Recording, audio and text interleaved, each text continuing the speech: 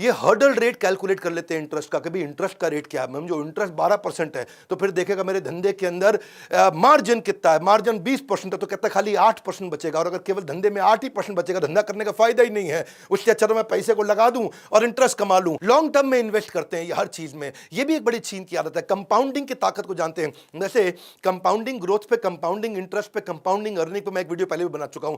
पैसे की वैल्यू को अच्छे से समझते हैं ये पेरेंट्स। बच्चे को 18 साल का होने से पहले सब कुछ सिखा देते हैं, उसको सिखाते हैं वैल्यू ऑफ मनी। उसको एक्चुअली इनके यहाँ जो बच्चे हैं ना वो मास्टर बन जाते हैं प्रॉफिट कमाने में, सक्सेशन प्लानिंग में बहुत तेज हैं ये। बच्चों को इतनी बढ़िया सक्सेशन प्लानिंग, कहते हैं धन्ना सेठ बनने से पहले धंधा सेट करना आना चाहिए।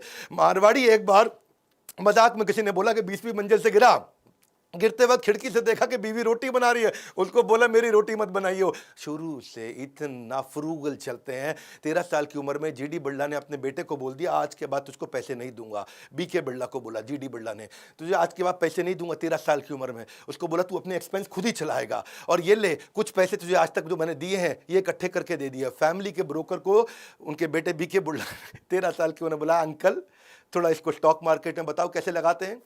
पहली बार 13 साल की उम्र में उसने 4,000 रुपया स्टॉक मार्केट से कमाया और उसके बाद 14 साल की उम्र में पहली बार टैक्स दिया, 15 साल की उम्र में बिजनेस चालू कर दिया और 18 साल की उम्र में उनकी सबसे बड़ी देश की लार्जेस्ट मिल उस लॉस मेकिंग को प्रॉफिट मेकिंग करके दिखाया।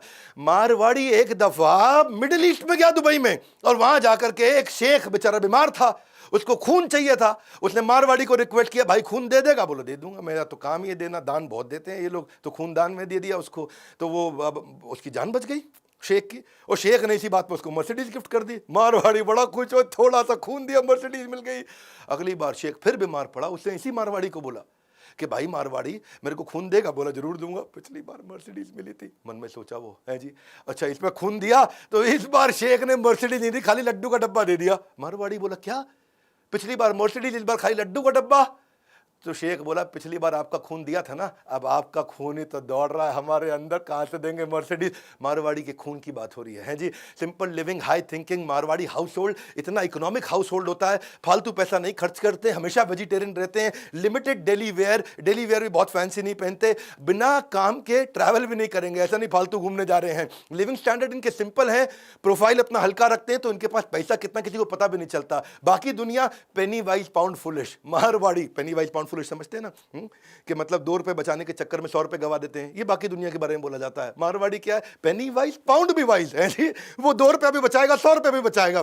ये कभी भी अपने किसी कस्टमर को चाय कॉफी पिलाने से हेजिटेट नहीं करते। अगर उस कस्टमर से मुनाफा होगा उसको अच्छे से चाय कॉफी पिलाते, पर ये भी ध्यान रखते हैं चाय कॉफी 5 स्टार की नहीं होनी चाहिए।